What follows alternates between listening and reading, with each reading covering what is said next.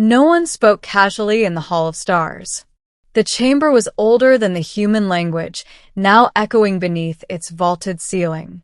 Its walls were forged from crystalline alloys mined from collapsed stars, veined with light that pulsed in slow, dignified rhythms.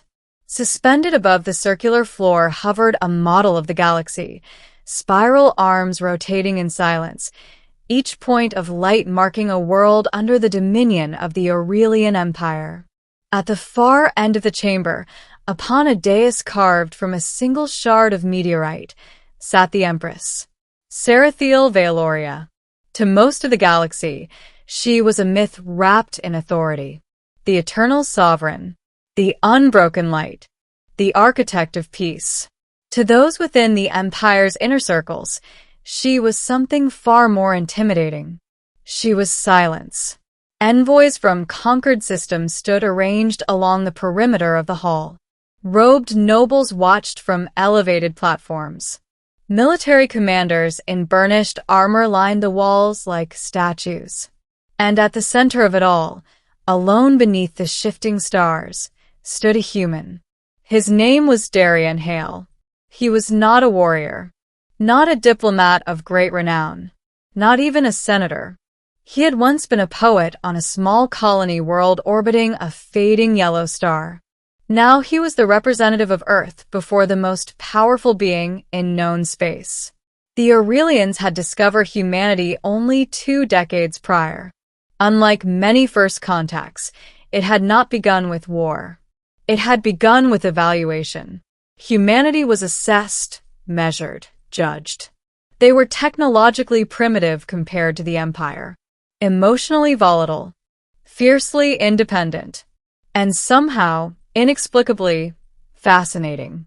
The Empress herself had decreed that Earth be offered provisional protectorate status rather than annexation. No one knew why. Darien stood straight despite the weight of 1,000 alien eyes.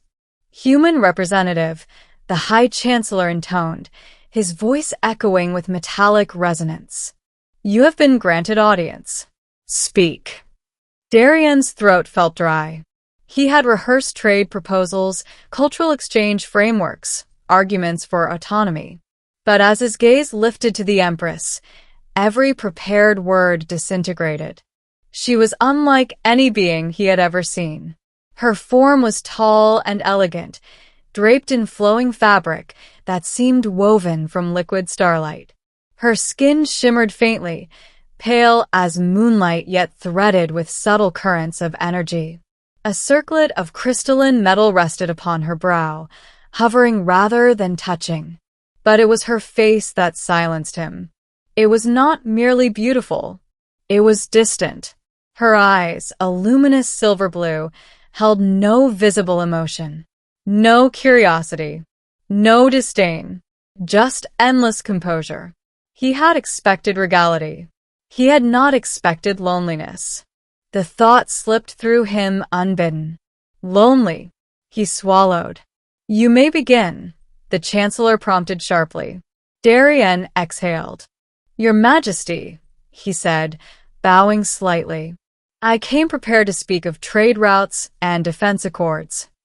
A ripple of faint amusement moved through the gathered nobles. Humans were rarely so direct. But standing here, he continued, his voice steadier now, I find myself thinking of something else. The Chancellor stiffened. This audience is not for idle thought. Darien ignored him. He looked directly at the Empress. I was thinking, he said quietly, that you must be very tired. A sharp intake of breath echoed through the hall. The Chancellor stepped forward. You presume. The Empress raised one slender hand. Silence fell instantly. Her gaze had not shifted. Explain, she said. Her voice was soft, almost melodic, yet it carried effortlessly across the chamber. Darien hesitated only a moment. You hold together an empire spanning thousands of systems, he said. You arbitrate disputes, command fleets, maintain peace among species that once waged war for centuries. He paused. And yet no one looks at you as a person. only as a symbol. The chamber felt suddenly smaller. You see too much, the Chancellor warned. Darien's heart pounded. Forgive me, he said, never breaking eye contact with her. But I think that must be exhausting. For a moment that felt like an eternity, the Empress did not move. Then, something changed. It was small. So small that only someone watching her as closely as Darien might notice. Her fingers tightened slightly against the armrest of her throne. A flicker passed through her luminous eyes. And then it was gone. Your proposals, she said evenly, will be reviewed. Her expression was unreadable. Your audience is concluded. The court dissolved into murmurs as guards escorted Darien out. He had not spoken of trade. He had not spoken of treaties. He had spoken of her. And for the briefest second, the Empress had trembled. The silence between words. Darien expected reprimand. Instead, he received a summons. 3 nights after the audience, a silent transport arrived at his quarters within the human delegation wing. A single Aurelian guard informed him that the Empress requested his presence. Not the court. Not the Chancellor. Her. He was led through corridors untouched by the public, private passages where the crystalline walls dimmed to a softer glow. Eventually, they reached a balcony overlooking the planet below. The Empress stood alone. No throne. No circlet. No audience. Her attire was simpler, still luminous, but less ceremonial. Her hair, long and silver white, flowed freely over her shoulders. You dismissed your counsel, Darien said carefully. They were unnecessary. He bowed slightly. You asked to see me? She turned. Up close, the distance he had felt in the Hall of Stars seemed thinner. You spoke without calculation, she said. I'm not very good at calculation. That is evident. He almost smiled. You were not offended, he asked. By your observation? She stepped closer, studying him with unsettling intensity. No one has addressed me as you did, she said. In centuries. Darien's breath caught. You are Empress, she continued. I am revered. Feared. Obeyed. She paused. But not seen. The admission felt heavier than any declaration of power. You're more than a crown, he said softly. Her gaze sharpened. You presume familiarity. I presume humanity. She tilted her head slightly. You are not wrong, she said. They stood in silence, the distant stars reflecting in her eyes. Why did you grant Earth protectorate status? Darien asked quietly. A faint breeze stirred the fabric at her shoulders. Because I observed your species before formal contact, she replied. Your art, your music, your stories. He blinked. You studied us? Yes. And there is a resilience in your kind, a capacity to hope irrationally. That's not always a good thing. It is rare. Her gaze drifted to the horizon. In my youth, she said slowly, I believed rulership meant strength alone, decisiveness, detachment. You don't believe that now? I have ruled for 412 years. The weight of that number settled between them. In that time, she continued, I have not permitted myself weakness. Darien frowned. Is acknowledging loneliness weakness? For an empress? Yes. Her voice did not waver. But for a person, he asked. She did not answer. Their private meetings continued in secret. Officially, Darien's proposals were still under review. Unofficially, he was the only individual in the Empire permitted to speak to the Empress without rigid protocol. They walked through her private gardens, bioluminescent flora spiraling toward artificial constellations. They discussed philosophy, mortality, art. He told her about Earth's oceans. She described the supernova she had witnessed in her first century of rule. You will die within decades, she said one evening. He nodded. That's how it works. And you accept this? I don't have a choice. She studied him carefully.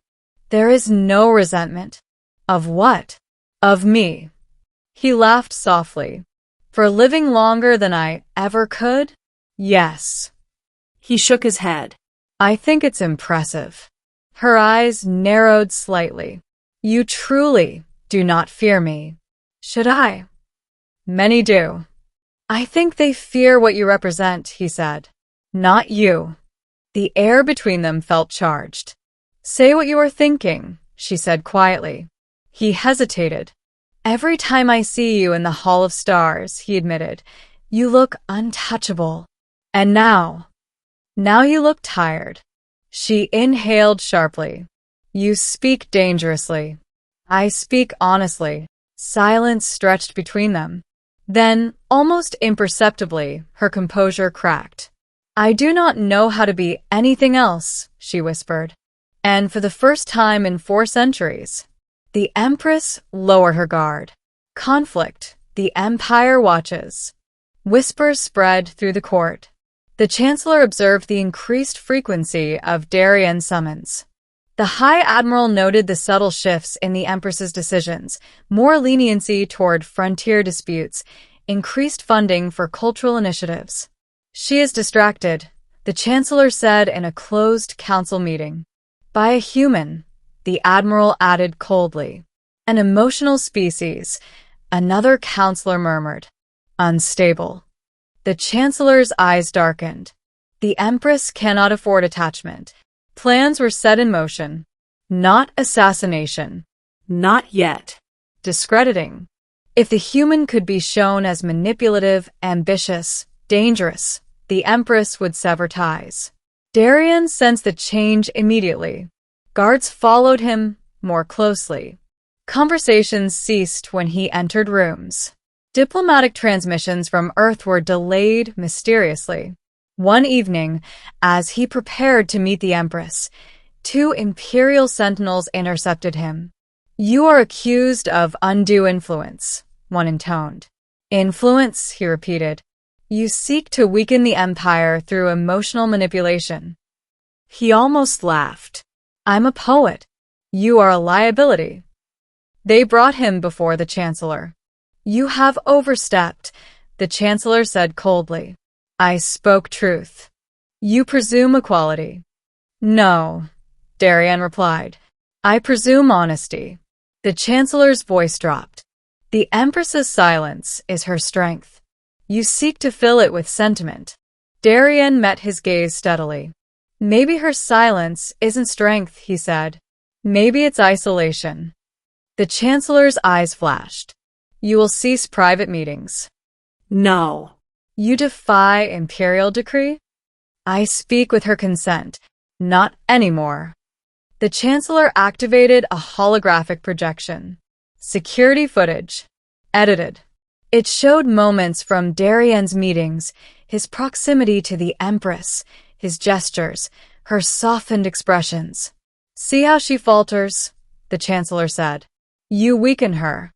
Darien stared at the image. Or maybe, he thought, she's finally allowed to be human. The Empress summoned the entire court the next day. The Hall of Stars filled once more. Darien stood guarded at the center. The Chancellor presented his case. This human has compromised Imperial integrity. Murmurs rippled outward. The Empress sat upon her throne, face unreadable. Is this true? She asked calmly. Darien did not look at the Chancellor. He looked at her. I never sought power, he said. Only conversation. You admit emotional influence, the Chancellor pressed. Yes, Darien replied simply. Because you are not a machine. Gasps filled the chamber. The Chancellor turned triumphantly toward the throne. Your Majesty, you see? He reduces you to. Enough.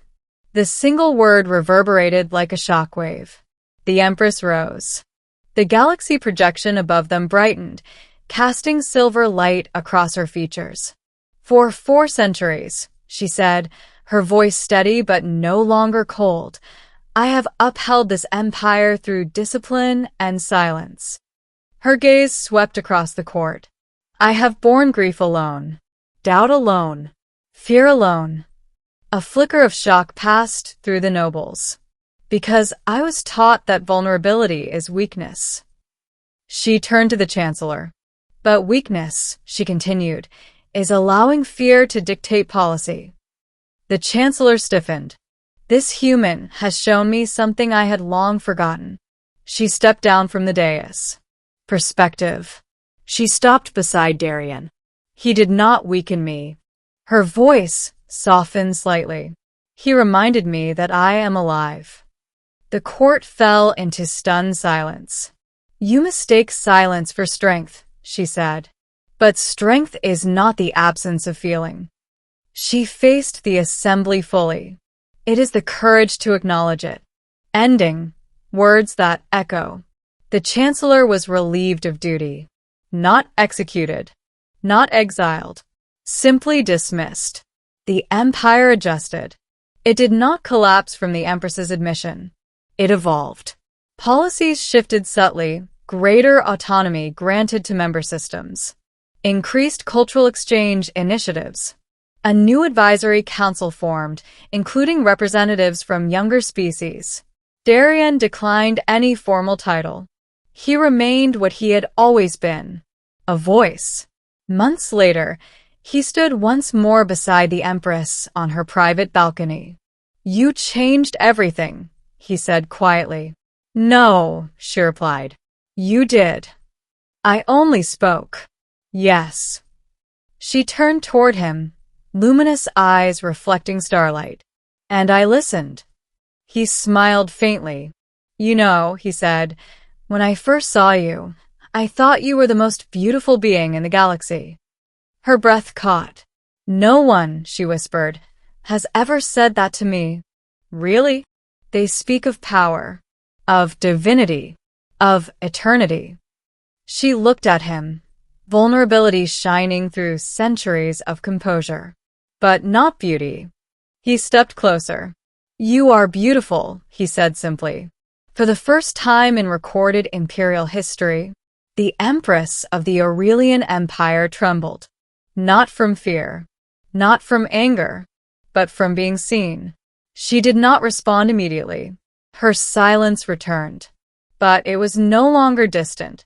It was full of feeling, of awareness, of choice.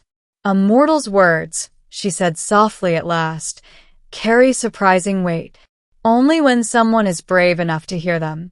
The stars burned brightly above them. Empires would rise and fall. Darien would age. The Empress would endure centuries more. But in the vastness of time, one truth would echo through the halls of power. That even an empress needs to be seen not as a symbol, but as a soul. And sometimes, all it takes is a mortal's words to break centuries of silence.